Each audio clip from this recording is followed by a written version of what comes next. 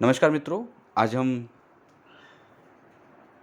MP GK में आकार audio में मध्य प्रदेश की सांस्कृतिक विरासत, मध्य प्रदेश की कला, संस्कृति, साहित्य एवं शिल्प को देखने जा रहे हैं। किसी समाज, क्षेत्र एवं विशिष्ट समूह में व्याप्त दीर्घकालिक परंपराएं, विचार, विश्वास, रहन सहन एवं खान पान की प्रवृत्तियाँ आदि समग्र रूप से संस्कृति कहलाती है। मध्य प्रदेश में धार्मिक, जातीय, नृजातीय एवं भौगोलिक विविधताएं एवं सांस्कृतिक रूप से समृद्ध करती है। कला संस्कृति की वाहक है, जो विभिन्न विधाओं एवं रूपों के द्वारा संस्कृति का प्रकटीकरण करती है। कला एक ओर वैज्ञानिकता और तकनीक को, जबकि दूसरी ओर भाव एवं रस को अपने अंदर समाहित किए रखती है। मध्य प्रदेश में कला एवं संस्कृति के अंग लोक गायन, लोक नृत्य, लोक नाट्य, लोक चित्रकला और शिल्पकला। इसमें प्रारंभ में लोक गायन देखेंगे। निमाड़ में कलगी तुर्रा, संत सिंगाजी, मसाणिया या कायाखो, नाथपंथी, गरबा या गरबी, निर्गुणिया गायन शैली, गौलन। मालवा अंचल में भरथरी, निर्गुणिया गायन शैली, संजा गीत, हिड़ गायन, बरसाती वार्ता, रेलो गीत। बुंदेलखंड अंचल में आल्हा गायन, हरदोल की मनोती, जगदेव का पुआरा, बेराइटा गायन, भोला गीत या बम्बुलिया, देवारी गायन, फाग गायन। बघेलखंड में बसदेवा गायन, बिरहा गायन, विदेशिया गायन, पंडवानी गीत, बांस गीत। निमाड़ अंचल के लोक गायन देखने जा रहे हैं। कलगी तुर्रा। निमाड़ अंचल में कलगी तुर्रा एक प्राचीनतम प्रतिस्पर्धात्मक लोक गायन शैली है, जिसका प्रसार निमाड़ क्षेत्र से मालवा तक है। ये रात्रि के समय चंग की थाप पर रात भर शिव पार्वती की आराधना में गाया जाता है। कलगी तुर्रा के गायन में 2 अखाड़े होते हैं। अखाड़े के गुरु को उस्ताद कहा जाता है। कलगी दल शक्ति और तुर्रा दल शिव को बड़ा बताने की कोशिश करता है। इस लोक गायन में महाभारत के पौराणिक आख्यानों, आशु कविता से लेकर वर्तमान प्रसंगों का गायन सम्मिलित है। दूसरा है निर्गुणिया गायन शैली।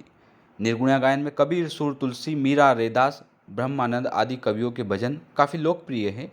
इस गायन की शुरुआत मृदंग एवं झांझ के साथ स्वयं सिंगाजी ने की थी। इसे नारदी शैली भी कहा जाता है।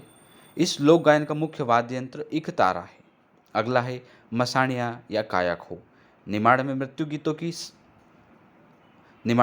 गीतों को मसाणिया कायाखो गीत कहते हैं। किसी व्यक्ति की मृत्यु होने पर आत्मा की अमरता और शरीर की नश्वरता संबंधी पारंपरिक गीत है। अगला है गौलन। गौलन मुख्यतः कृष्ण लीला गीत है। गौलन गीतों का मुख्य उपयोग रास लीला में किया जाता है। गौलन गीत पुरुष परक है, जो झांझ, मृदंग और ढोलक पर गाए जाते हैं। अगला है गरबा। निमाड़ में गरबा स्त्री परक अनुष्ठानिक लोक गायन है। नवरात्रि में गरबे की स्थापना के बाद महिलाएं ताली की थाप पर गरबा गीत गाती है। गरबा मूलतः देवी का गीत है। गायन के साथ साथ महिलाएं नृत्य भी करती है। अगला लोक गायन गरबी है। गरबी प्रायः पुरुष परक लोक गायन है। इसे झांझ, मृदंग के साथ गाया बजाया जाता है। गरबी भक्ति, श्रृंगार और हास्य परक होता है। नोट। चिकारा। चिकारा प्राचीनतम और पारंपरिक वाद्य यंत्र है, जो नारियल की नट्टी, बांस और घोड़े के बालों से निर्मित है। अगला है नाथपंथी लोक गायन। निमाड़ में नाथ जोगियों में सबसे भिन्न लोक गायन की पद्धति है। यह प्राय गोरख, कबीर, भर्तरी गाथा का गायन करते हैं। निमाड़ की नाथ जोगी महिलाएं प्रायः सुबह सुबह प्रभाती गाती हुई मिलती है और घर घर से नेक लेती है। संत सिंगाजी।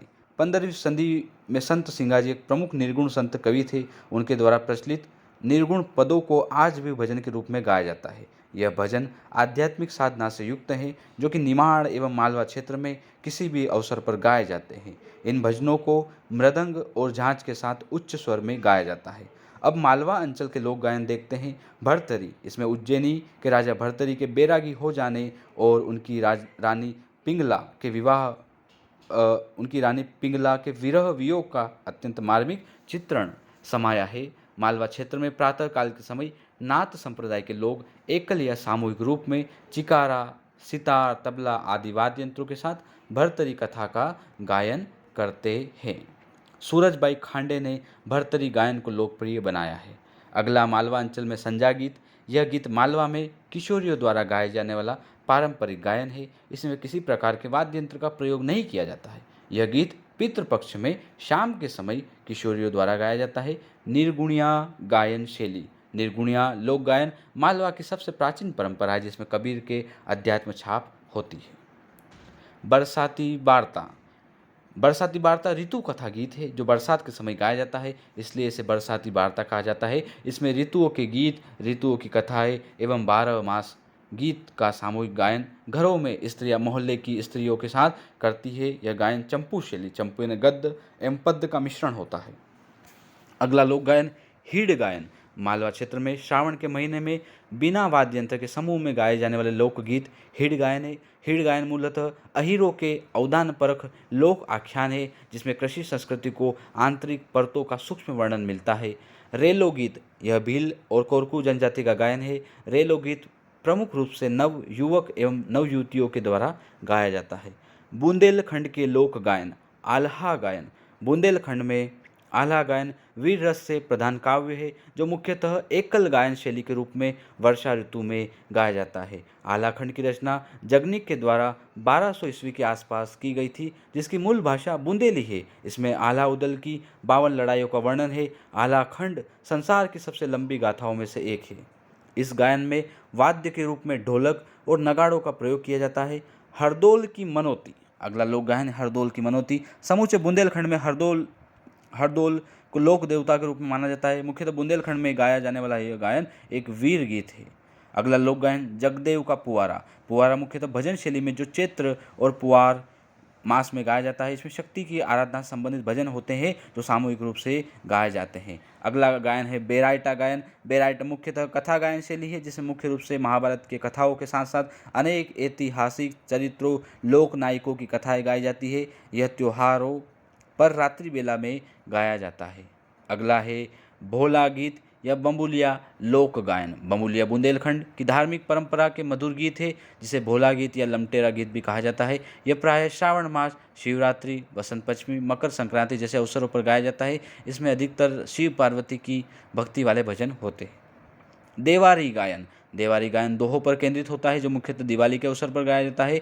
इस गायन परंपरा में ग्वाल बाल सिर पर मोर पंख धारण करके गायन के साथ साथ नृत्य भी करते हैं, घर घर जाकर देवारी मांगते हैं। मुख्य रूप से यह गायन अहीर, गवली, घोसी, बरेली आदि जातियों के लोगों द्वारा नृत्य करते हुए गाया जाता है। इसमें राधा कृष्ण के प्रेम प्रसंग, वीर रस युक्त तथा भक्ति पर आधारित दोहे होते हैं। अगला लोक गायन है फाग गायन। कृष्ण और राधा पर केंद्रित फाग गीत होली पर गाए जाते हैं। यह मुख्य रूप से पुरुष प्रधान गायन है। फाग गीत बुंदेलखंड तथा निमाड़ में भी प्रसिद्ध है। अगला लोक गायन है अगला अंचल है बघेलखंड। बघेलखंड के लोक गायन देखेंगे बसदेवा गायन। बसदेवा एक पारंपरिक गायन है जो हरबोले जाति द्वारा गाया जाता है। इसमें भगवान श्री कृष्ण की मूर्ति सिर पर रखकर और पीला वस्त्र धारण कर रामायण कथा, कर्ण कथा, श्रवण कुमार कथा आदि का चरित्र गायन किया जाता है। श्रवण कुमार की कथा का गायन करने के कारण इसे सरमन भी कहा जाता है। बघेलखंड में अगला लोक गायन है विरहा गायन। विरहा एक श्रृंगार परक गीत है। यह प्रायः खेत, सुनसान राहों में सवाल जवाल के रूप में गाया जाता है, जो कि प्रश्नोत्तर शैली में होता है। अगला है विदेशिया गायन। विदेशिया गायन पूरे बघेलखंड में गाया जाता है, जिसमें मुख्य रूप से गडरिया, तेली, कोटवार जाति के लोग दक्षता रखते हैं। यह गायन भी प्रायः जंगल, सुनसान राहों में गाया जाता है। इसमें नायक नायिका के विरह एवं मिलन की इच्छा के प्रेम के गीत होते हैं, जो कि लंबे आलाप सहित एकल तथा सामूहिक रूप में गाए जाते हैं। अगला है पंडवानी गीत। पंडवानी पांडवों की उच्च स्वर सहित एकल कथा गायन शैली है, जो मुख्यतः शहडोल, बालाघाट, अनूपपुर आदि क्षेत्रों में रहने वाले गोंड आदिवासियों की प्रधान शाखा से संबंधित है। अगला बघेलखंड में गीत है लोक गायन बांस गीत। बघेलखंड क्षेत्र में बांस गीत लोक कथाओं के रूप में गाया जाता है। गायक, रागी और वादक प्रमुख होते हैं।